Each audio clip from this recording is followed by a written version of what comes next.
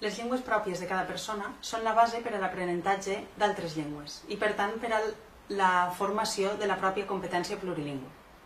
En el cas dels xiquets i les xiquetes que viuen en països on es parla una llengua diferent de la llengua familiar, la recerca ha demostrat que si aquests xiquets i aquestes xiquetes continuen desenvolupant la llengua pròpia, el seu aprenentatge de la llengua del país d'acollida és més eficient. El projecte Llengües de Casa, Llengües d'Escola pretén incorporar aquestes llengües familiars a la pràctica de l'aula sense necessitat que els mestres i les mestres coneguen en profunditat aquestes llengües. La incorporació de les llengües familiars a l'aula en el projecte ha sigut amb una perspectiva que s'allunya dels usos folclòrics o usos molt testimonials d'aquestes llengües. I el que hem fet ha estat incorporar aquestes llengües en el procés d'aprenentatge de lectura i d'escriptura. La incorporació de les llengües familiars s'ha fet en aquest cas a través del que s'anomenen textos identitaris bilingües o multilingües. Són textos, són produccions dels alumnes, tant escrites com orals, en les quals ells vessen les seues identitats, és a dir, textos en els quals parlen o escriuen sobre aspectes, temes que els interessen de veritat. Sí que s'ha notat un canvi, però bàsicament per el tema de que ells de sobte han sigut conscients que en sa casa cada un parla una llengua diferent, que la seva llengua familiar no és la mateixa que la d'altres xiquets. I han sigut conscients de la que ells fan, de la que ells utilitzen i com s'amena i verbalitzat a la resta del grup. I això ha sigut un fet que fins ara no passava.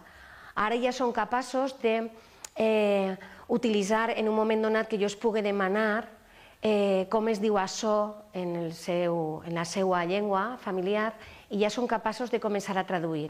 Com que el tema era lliure i cadascú ha elegit el que volia, de lo que volia parlar, mentre feien l'exposició als companys jo he notat una doble satisfacció. Per una banda, eren els protagonistes de la sessió i contaven cosetes properes a ells, vivències que havien tingut, i per una altra banda explicaron la seva llengua familiar, perquè la seva llengua familiar no l'utilitzen normalment com a instrument de comunicació dins de l'aula. Han reflexionat sobre moltes coses de la seva infantesa en la seva llengua materna, els han ajudat els pares, les famílies, i ha sigut profitós per a ells i per a la resta de la classe. El que sí que he observat és que es costa escriure en la seva llengua, sobretot en algunes llengües, com l'àrab o inclús en algunes que són castellanoparlants, però que tenen diferències en el nostre castellà. Volen que siga com el nostre i ahir es costa. Per a nosaltres el projecte ha estat com una doble oportunitat. Per a l'alumnat de sisè ha representat en principi una sorpresa. No s'esperaven que els proposaren que feren un llibre personal i menys encara s'esperaven que els proposarem la possibilitat d'escriure en les distintes llengües, no només en les llengües que aprenen a l'escola, sinó també en les seues llengües familiars. Sobretot per als alumnes magribins, això ha suposat una sorpresa gran. Per als mestres ha suposat una possibilitat de continuar canviant la nostra mirada respecte de l'aprenentatge de llengües.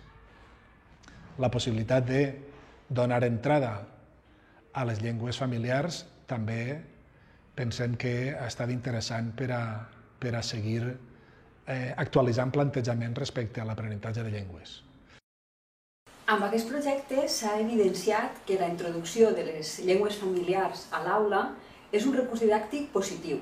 Per una banda, per als xiquets i les xiquetes al·lòctons i també per a les seves famílies, perquè se senten acollits, se senten valorats. I per altra banda també per a la resta de classe, perquè d'aquesta manera desperta en ells eixa consciència respecte al multilingüisme i a la multiculturalitat que els envolta a la pròpia aula i també a l'escola.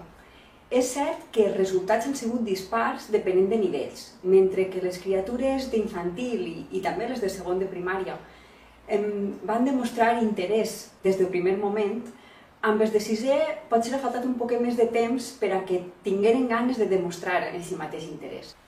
Els textos identitaris són un recurs idoni perquè és fàcil adaptar-los a diferents contextos, a diferents nivells, permeten treballar habilitats lingüístiques tant orals com escrites i, a més, tot això mitjançant temàtiques que a l'alumnat li resulten interessants. Pensem que projectes com aquests s'haurien d'introduir ja en els primers anys d'escolarització perquè d'aquesta manera els xiquets i les xiquetes s'adonarien que les llengües familiars no són només llengües de casa, sinó també llengües d'escola.